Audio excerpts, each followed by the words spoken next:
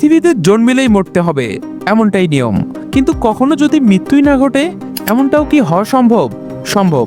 মানুষ না হলেও একটি ছোট্ট প্রাণী কিন্তু প্রায় অমরত্ব লাভ করেছে, এমনটাই বলছেন বিজ্ঞানীরা। ব্যাকওয়ার্ড এজিং জেলিফিশ এটাই পৃথিবীর একমাত্র প্রাণী যারা কখনোই মরে না, আর তাই এদের বয়স সঠিকভাবে অনুমান করা যায় না।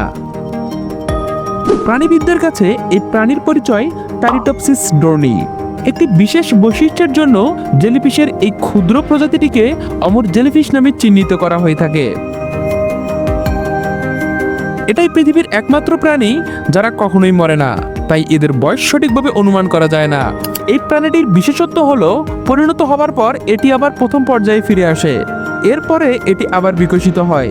এটা সবসময় চলতেই থাকে, তাই জৈবিকভাবে এই জেলিফিশ কখনোই মরে না। একে অমর জেলিফিশও বলা হয়ে থাকে। আক্ষরিক অর্থেই কিন্তু এরা নিজেদের প্রায় অমর করে রেখেছে।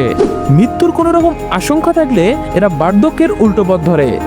ন্যাশনাল জিওগ্রাফির গবেষকরা জানিয়েছেন, যদি এই জেলিফিশের শরীরের কোনো অংশে আঘাত লাগে বা অসুস্থ হয়ে পড়ে, সঙ্গে সঙ্গে এরা পলিপ দশায় চলে যায়। চারপাশের মিউকাস মেমব্রেন তৈরি করে গুটি বাঁধে পলিপ আকারে। এই পলিপ অবস্থায় এরা প্রায় 3 দিন পর্যন্ত থাকে, আর এভাবেই কমিয়ে ফেলে বয়স। এর মধ্যে শরীরের সব কোষকে নতুন কোষে রূপান্তর করে ফেলে জেলিফিশটি, আর বয়স একদম কমিয়ে ফেলে। আর এভাবেই বারবার নিজেদের রূপান্তরের মাধ্যমে এরা বার্ধক্যকে ঠেকিয়ে রাখে।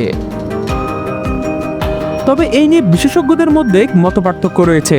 অন্য কোনো বড় মাছ এদের খেয়ে ফেললে কিংবা হঠাৎ কোনো বড় রোগে আক্রান্ত হলে অবশ্য মারা যায়, কিন্তু বয়স বেড়ে যাওয়ার কারণে এদের মৃত্যু হয় না।